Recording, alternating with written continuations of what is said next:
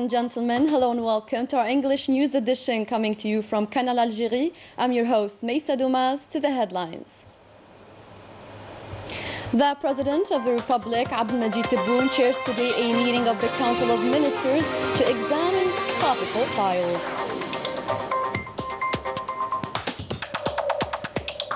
Pursuant to the President's guidelines, the first Algerians head for the holy shrines to perform their Umrah Pilgrimage.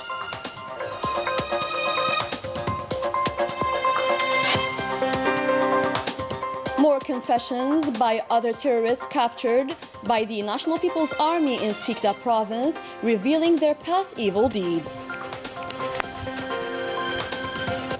Those were today's headlines. First in our news, the President of the Republic, Supreme Chief of the Armed Forces, Minister of National Defense, Abdelmajid Tebboune, chairs today a meeting of the Council of Ministers devoted to take stock of the situation as well as cereals output expectation, the implementation of the complementary program destined to the Khinshla province, as well as the phosphate project follow-up. Other bills related to teaching Arabic in primary schools in France and labor relations will be adopted as well. Good news for the Algerians. The Umrah Pilgrimage kicks off after the suspension dictated by coronavirus. The first group headed for the holy shrines to perform this enshrined ritual. Manal Ammari depicts for us the atmosphere that prevailed among the lucky pilgrims. After waiting for over 2 years due to the COVID-19 pandemic and travel agencies shutting down, many Algerians are happy to finally be on their way to the holy shrines. We are overjoyed because we've been waiting for 25 months. I applied in March 2020, but travel agencies were closed due to the pandemic. We are on our way to the holy shrines. This is a once-in-a-lifetime visit that every Muslim dreams of, especially in the month of Ramadan. Over 245 pilgrims from all over the national territory who used various tourism agencies were on board the first Air Algérie flight, following the President of the Republic's decision to resume flights so as to perform the religious pilgrimage rituals. We came from Badna province and we organized this trip in a coherent, brotherly atmosphere, thanks to the President's decision. We are from Mustaghanim province and we're happy to be on the first flight headed to the holy shrines. Another flight will soon be scheduled to transport more pilgrims to the holy shrines during the month of Ramadan. In other news, two of the terrorists who were caught in March by the National People's Army confessed the evil deeds they committed after joining the terrorist groups. More details with Manal Ammari. Following the exclusive confessions delivered by the terrorists who were captured during a high-quality search operation carried out by detachments of the National People's Army in the Wad al-Dawar forest near the Bnizid municipality in Skikda province on March 16th.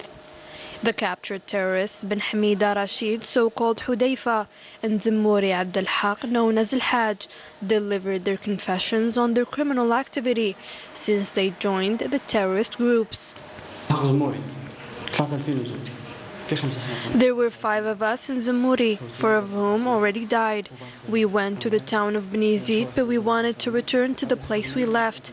Then we heard gunshots and some got wounded. The ones who did not ran for their lives. I joined the terrorist groups in 1996 and I participated in setting up a car bomb and detonating it at a police station in the town of Maqla. And after handing our weapons to the armed forces, we left the cave. Friends of the Algerian Liberation War are numerous across the world. They stood with us even during trying times. Letizia Sidqawi sheds light on one of the most important Netherlands. Let's discover his full story in this report. Friends of the Algerian Revolution, for the first time from Amsterdam, the capital of the Netherlands, a portrait shedding light on those who have stood with us with their souls, words and pens. Van Gieltijn, 88 years old, was the head of the Socialist Students' Union in the University of Amsterdam. He was a staunch defender of what was happening in Algerian cities and mountains. In his house overviewing the Amstel River in the heart of Amsterdam, he said carefully, going through pages representing parts of his personal diary. Personally, I held lectures and fora in the University of Amsterdam. I raised money specifically for prints defending the Algerian Revolution. From an anti-colonial activist to promoting the Algerian Revolution, Van Gieltijn watched the movie Jamila Bouhired, directed by Youssef Chahine, produced in 1958. The movie Jamila pushed us to dream again. I was harassed multiple times when I played the movie Jamila in Dutch cultural circles. The French ambassador to the Netherlands asked the government then to stop airing the movie and stop my activities. But I rebelled against that and played the movie in the University of Amsterdam and in special halls to enlighten the public opinion on what was happening then in Algeria. During our interesting talk with Van Gieltijn, we surprised him with the fact that Jamila Bouhired is still alive. Jamila Bouhired est toujours vivante. Oui. Dat is een verrassing, surprise. What a lovely surprise. From his house in Amsterdam, he sent his warm greetings to the war veteran. I want to thank her. She is a symbol for us to fight colonialism.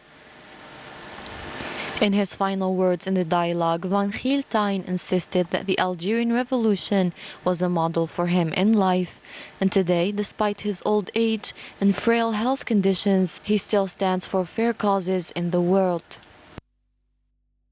France is severely hit by inflation and soaring prices in all fields, notably fuel and foodstuffs, which reached their peak over the few weeks. Leticia Sidqawi will tell us more.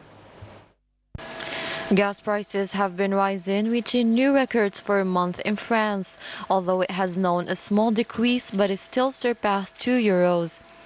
Just like the high prices of gas, French people woke up to another austere reality in their economy. The halls of the big shopping centers are almost empty of essentials, mainly oil and flour. A decrease with more than 30%, the AFP or the French news agency confirmed that the outage of these products will certainly lead to soaring prices, surpassing the 5% in 1 year, which will affect the individual standard of living. I don't think that the purchasing power has changed. If we compare the prices to before COVID, there's a big jump. What was priced €40 is now €55. The prices rose in February with 3.6% in the French Food Industries Association. ANIA confirms the continuation of the increase according to the nature of the products, where it can reach 30% as it is the case in the field of real estate with a 1 meter square amounting €10,000 in Paris. Ramadan is the month of spirituality, but also the month of physical efforts. A case in point is the Bouchawi Forest, the scene of daily practice and training for sports lovers who flock there before breaking their fasting to maintain their good shape. Story by Rania Al-Bahri. Walk, cycling or cardio, Bouchawi is one of the favorite destinations for Algerians to practice physical activity even during Ramadan. Young and old don't hesitate to work out to keep in shape. The sport in general is for the well-being of the person. There is nothing better than walking. I'm cardiopathic and diabetic. Playing sport is part of my treatment process, and I suggest everyone to work out. My son rides his bike. Me and my daughter prefer to walk, and this is very beneficial for health. Farid and his friends meet every weekend to play balls, a sport that requires precision and concentration, a way for them to have a good time until the break of the fast. Ramadan does not make a break for us. We are used to meet here every Friday and spend a good afternoon with friends. During the month of Ramadan, health professionals advise to practice a sport activity a few hours before the break of the fast, just to keep a good moral and especially to preserve their health. Before closing our news edition, let's delve into the realm of Holy Quran being recited during a special TV broadcast, namely Taj al-Quran, which brings together a host of candidates competing throughout this holy month of fasting. Rani al-Bahri will once again. It is in an atmosphere of spirituality and conviviality that 24 candidates from all over the country faced each other during the start of the 11th edition of the Quran recitation and reading contest Taj al-Quran. Today is the first day of the competition. I was nervous because it's new for me, but I'm very happy to be part of the candidates. Today, 4 girls are part of the competition. I wish them success, and I want to remind them that there are no losers in these kind of competitions.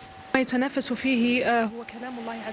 a chance to take part in this competition. I wish good luck to all candidates. Candidates competed during the first prime, facing a jury made up of scholars and specialists. The candidates have received quality training and education in recent days, which will guarantee us a strong competition this year. We expect a lot from this edition. I wish them good luck. Taj al-Quran competition will last during the whole month of Ramadan. That was it for our news edition. Thank you for tuning into our program. Good night.